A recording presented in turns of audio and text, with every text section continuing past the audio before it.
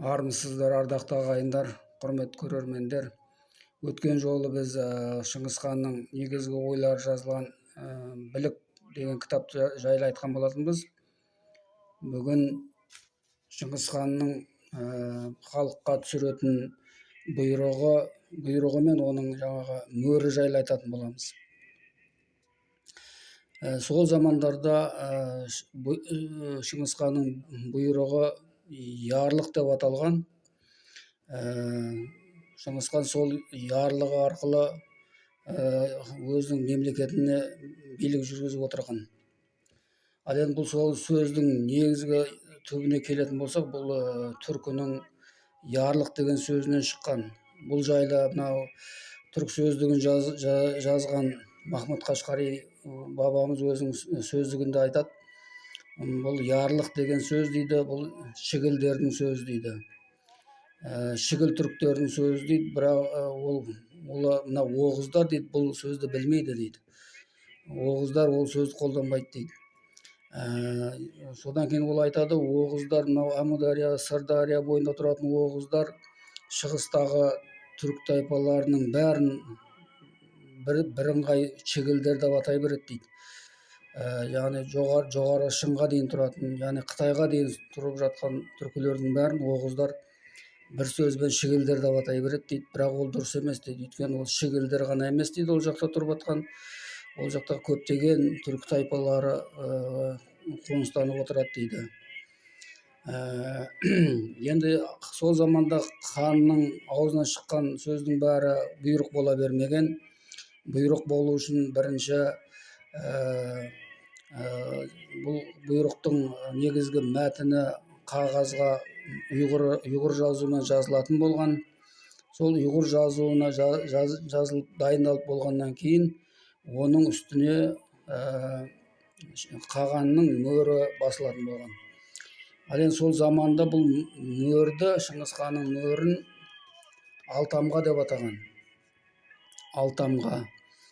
Енді бұл жердегі ал деп отырғаны қызыл деген мағына береді, тамға деген, яғни таңба, белгі, мөр деген, жаңа орысшасында печать деген мағына береді. Енді бұл жайлы Махмұд Қашқари да айтады. Махмұд Қашқари айтады, ал деген сөз бұл қою қызыл түсті білдіреді дейді, ал деген сөз. Бұл ал деген сөзі қазір біздің тілімізде де қолданылады. Ол алқызыл гүл, алқызыл мата деген нұсқада қолданып жатамыз осы күнде де ал деген сөз мына елердің орыс тілінде де еніп кеткен сөз. Ол орыс тілінде де алый деген нұсқада қолданылады. Алые, олар алые паруса, алые розы деп айтып жатады. Сонда алые деген сөз осы түбі осы түркінің ал деген сөзінен шыққан. Ол қызыл түсті білдіреді екен. Қаны қою қызыл түсті ал деп атайды екен. Ал екінші бөлігі тамға деген, ол енді жаңағы нышан, белгі деген мағына береді. Ал тамға деген сонда қызыл тамға деген мағына береді екен. Ол өзі мәтін жазылып соның үстіне басылған кезде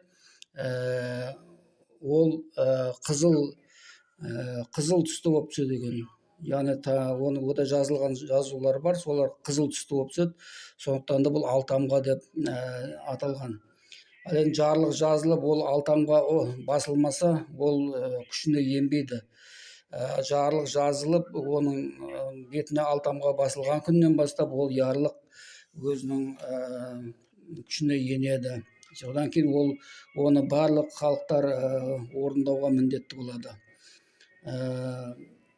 Енді бұл жайлы мына көптеген жылнамаларда, парсы жылнамаларында да айтылады, бұл армян жылнамаларында да ол алтамға деп солай жазылған. Барлық жылнамаларда кездеседі бұл. Содан кейін мына 14 ғасырдың 30 жылдарында Өзбек ханның билігі тұсында Алтын Ордаға келген Ибн Батута да осы туралы өзінің кітабында анықтап жазып кетеді. Ол тәптіштеп түсіндіреді. Сол жерде ал деген ол қызыл түсті білдіреді, тамға деген ол мөр деген мағына береді деп сол жерде тәптіштеп бәрін жазып қойған Ибн Батута. Енді бұл жарлыкты жазган экен, оны басқа елдерге жиберүү үчүн, мисалы Кытайга, Иранга, Тибет элдерине, кыйдандарга, шүршүттерге ярлыкты жиберер кезде оны сол тилдерге аударат дейді. Сол тилдерге аударып, содан кейін оның бетіне ханның таңбасы басылат, алтамға басылат, содан кейін барып ол ярлык сол елдерге жиберилет дейді. Бұл жайлы сол Рашид ад-Дин Жами ат-Тауарихында айтып өтеді. Сондықтан да көптеген ордада жаңағы тілмаштар осы мәселе бойынша шұғылданып отырады дейді.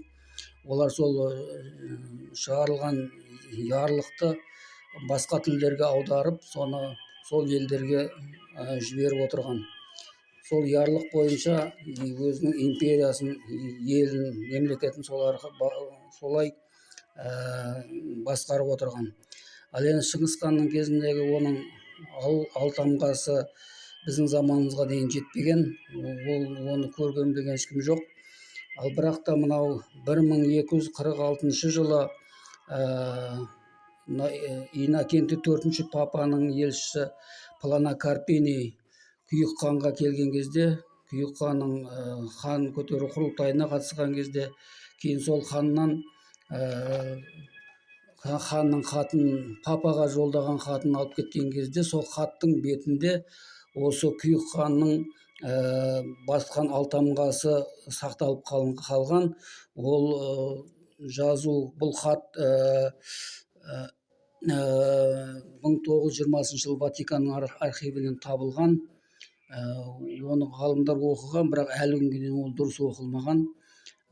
Енді келесі видеомызда сол Күйік ханның алтамғасындағы жазуды оқитын боламыз. Ол қай тілде жазылған, қандай мағына береді, сол кезде айтып сараптап көретін боламыз. Қай тілде жазылғанын анықтайтын боламыз. Видео ұнаған болса, лайк басып тіркеліп отырыңыздар, және де репост жасап отырыңыздар. Сау болыңыздар.